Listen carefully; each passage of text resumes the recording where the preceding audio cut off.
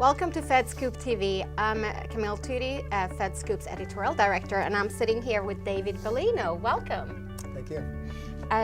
Talk a little bit about your first government job and what you learned from that experience. My first government experience with the Jet Propulsion Laboratory, NASA, in Pasadena.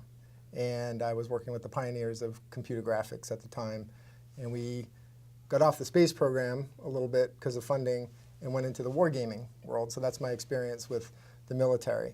So that was the first time to blend visualization, graphics, and a lot of creative work, inside the military domain. Mm-hmm. Is there anything that you did early that helped influence your career later on? Yeah, I picked a path of electrical engineering because I thought the audio-video world was my thing. I didn't realize that it was more of the creative.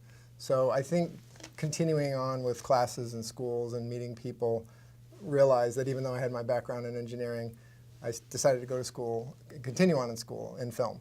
Mm-hmm. So I think early on, just to keep recognizing what your passion is and continue to pursue it, even if you're working full-time in something that's maybe a little bit parallel to that. Mm-hmm. And what advice would you give young government employees who might feel overwhelmed in their new roles? I would say that there's probably no substitute for working with others and making sure that you're surrounded by the right people with common interests. I don't think there's any reason to be overwhelmed because everyone feels the same as you probably do. So I think just stick to your passion, create a community of peers, and stay cool.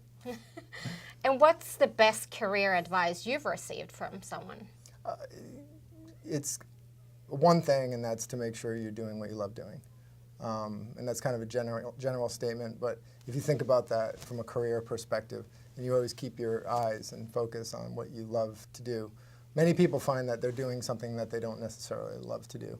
And I think you have to steer the car and drive it a little bit that way until it happens. It may take a year, it may take 5 years, but don't ever give up on that. Mm-hmm.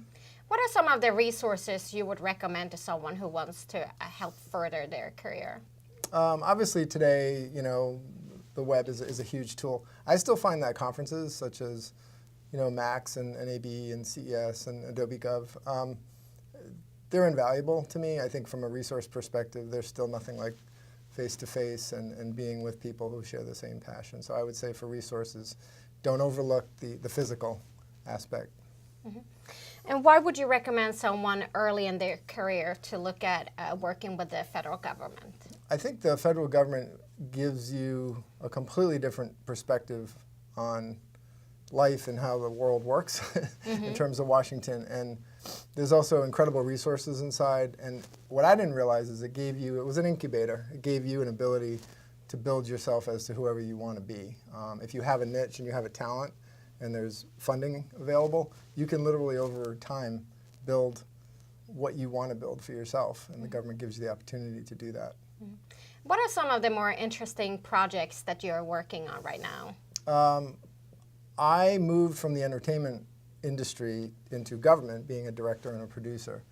And I do projects, documentaries, I do very high-end visual effects work for new concepts, things like marine mammal protection of when the Navy puts sonar in the water to ensure that we're always protecting our environment, energy culture, testing and training, recruiting. So a lot of really interesting topics that people wouldn't think would be available for you as a filmmaker or a multimedia producer mm-hmm. to work on. David, thank you so much for joining us here at FedScoop TV. We really appreciate it. Thank you. Thank you.